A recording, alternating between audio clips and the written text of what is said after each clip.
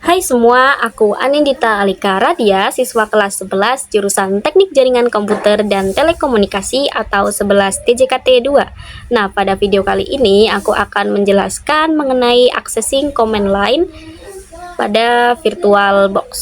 Selamat menonton.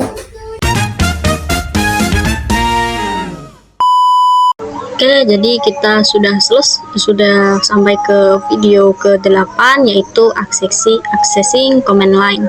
Sini terdapat beberapa subunit yaitu change language in Debian atau merubah bahasa di server Debian, kemudian pengenalan basic terminal serta cara membuat password root pada Ubuntu. Nah, yang pertama yaitu change language in Debian. Kalian buka dulu VirtualBox-nya. Ini kita sudah membuka VirtualBox-nya, kemudian kita buka server Debian-nya, kita run. Ini kita sudah masuk ke Debian ya teman-teman, kemudian kita klik username kita dan masukkan kata sandi.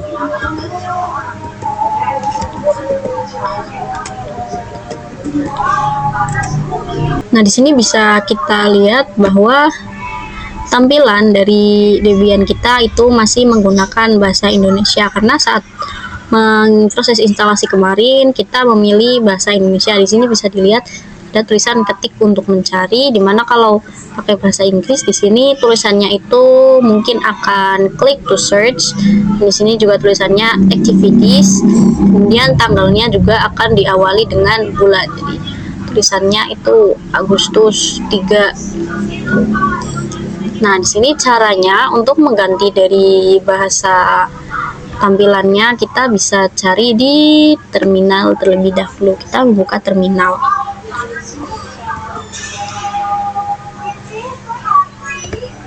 Ini kita buka. Nah, di sini kita sudah berada di terminal, kemudian kita masukkan perintah sup. Kita masukkan sandi root kita itu 2, 3, 4, 5. Pada saat kita memasukkan itu tulisannya tidak kelihatan, tapi tidak apa-apa, itu memang tidak kelihatan, kita enter saja. Kemudian kita masukkan perintah sudo dpkg strip reconfigure kemudian locals, enter. Nah, di sini ada pilihan bahasa dan di sini kita menggerakkannya tidak bisa pakai kursor. Di sini kita gerakan ke atas ke bawah menggunakan arrow. Nah, untuk bahasa Indonesia sendiri itu ininya ID ya. Jika ingin mengganti ke bahasa Indonesia itu tulisannya ID ini. Ini merupakan bahasa Indonesia. Nah, kalau bahasa Inggris itu pakainya EN. Bentar kita cari EN-nya. ENUS ini ENUS, kita klik spasi di sini otomatis akan muncul bintangnya. Kemudian kita enter.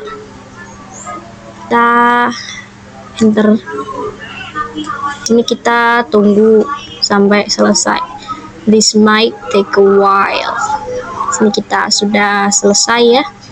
Kita bisa close, kemudian kembali ke aktivitas dan kita cari setelan.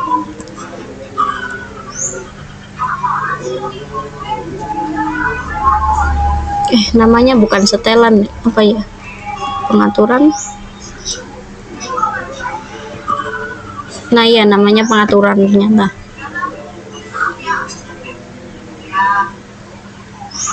Kita klik wilayah dan bahasa. Kemudian di sini kita ganti menggunakan bahasa Inggris. Ini Inggris United States. Yang layar lock masuk juga diganti bahasa Indonesia. Oh, ini membutuhkan sandi ya terlebih dahulu. Kita masukkan saja sandinya. 1, 2, 3, 4, 5. dan pilih bahasa Inggris. Nah, karena di sini tampilannya masih memakai bahasa Indonesia ya, jadi kita harus melakukan rebooting atau kita power off dulu. Oke. Kemudian kita mulai lagi. Nah, di sini kita bisa lihat bahasanya sudah berubah. Di sini August, dan di sini tulisannya not listed atau tidak terdaftar kalau bahasa Indonesia.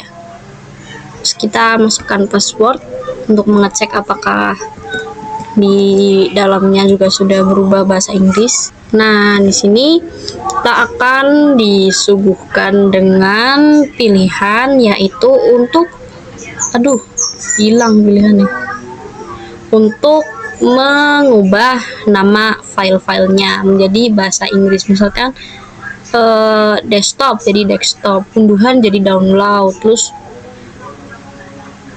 ya mirip-mirip lah. Kemudian tapi saya akan update saja namanya biar ganti jadi Inggris semua.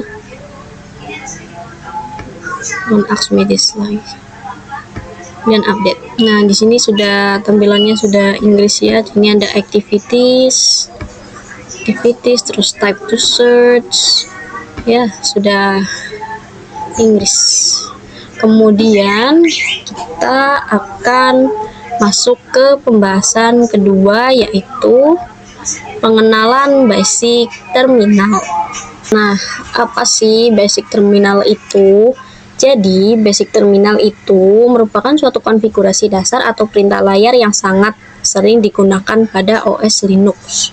Jadi, sebelum kita masuk ke lab-lab yang cukup besar atau laptop yang membutuhkan beberapa server dan konfigurasinya lumayan membingungkan, kita harus mengetahui dan menguasai terlebih dahulu nih tentang perintah basic atau perintah dasar yang sangat sering digunakan, karena jika kita ingin menggunakan perintah-perintah yang cukup rumit, kita harus mempelajari dan menguasai perintah-perintah yang basic dulu.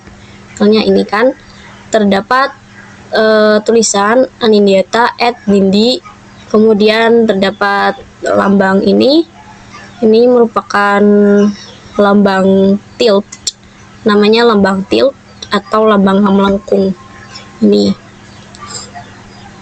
Nah, arti dari ini, kalau yang paling depan nih yang Anindita, ini tuh nama username kita. Biasanya nama ini kan juga keluar waktu kita membuka server Debian-nya. Kemudian ada hashtag dan nama Nindi. Nah, ini tuh nama Nindi itu adalah nama hostname ya, nama penamaan jaringannya. Nah, yang gambar ini, tanda melengkung-melengkung ini, tilt, adalah lambang yang menandakan kita sedang ada di home directory. Dan cara untuk mengecek username-nya, kita bisa ketik who am I, kita enter. Di sini akan menampilkan username saya, yaitu Anindita. Nah, bagaimana untuk mengecek hostname? Kita bisa mengecek hostname dengan mengetik hostname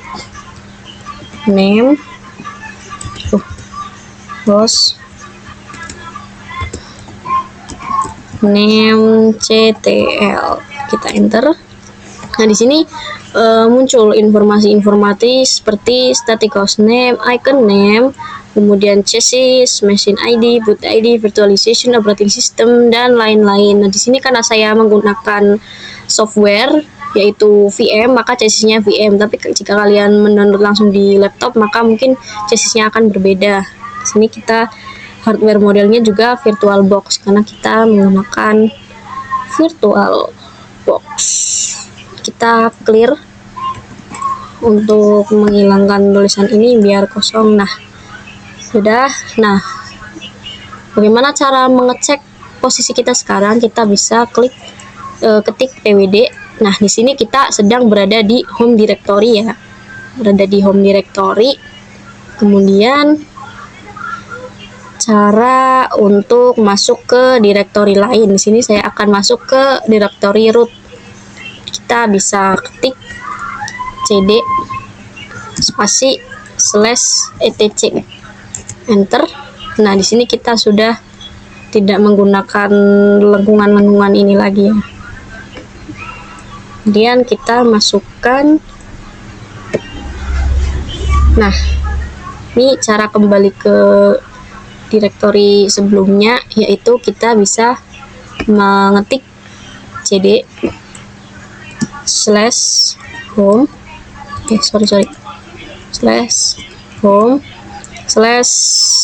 /username kita, ini Anindita, enter. Nah, di sini sudah kembali seperti semula ya, menggunakan dolar. Nah, tanda dolar ini apa sih? Kenapa kok tandanya kok dolar? Nah, lambang dolar ini untuk penandaan hak akses user biasa. Nah, kalau tandanya dolar itu berarti user biasa, tapi kalau tandanya itu pakai hashtag atau tagar seperti ini, itu menandakan bahwa hak aksesnya itu root, yaitu hak akses paling atas, dan terdapat beberapa file yang hanya bisa diakses oleh hak akses root. Cara masuknya yaitu kita ketikkan perintah su, kemudian masukkan password root 12345. Kemudian kita masuk ke cd /root. Nah, di sini kita sudah berganti ke ini lambang tagar ini. Jadi kita sudah bisa mengakses dari root tadi.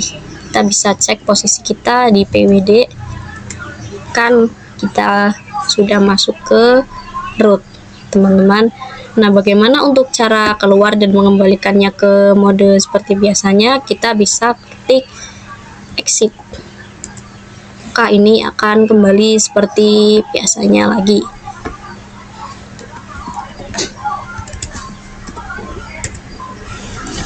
Nah, kemudian untuk pembahasan ketiga yaitu password root pada Ubuntu.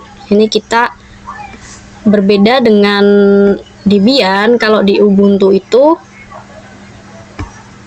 password rootnya tidak bisa dimasukkan langsung ketika sedang menginstal. Jadi kita harus memasukkan password root secara manual.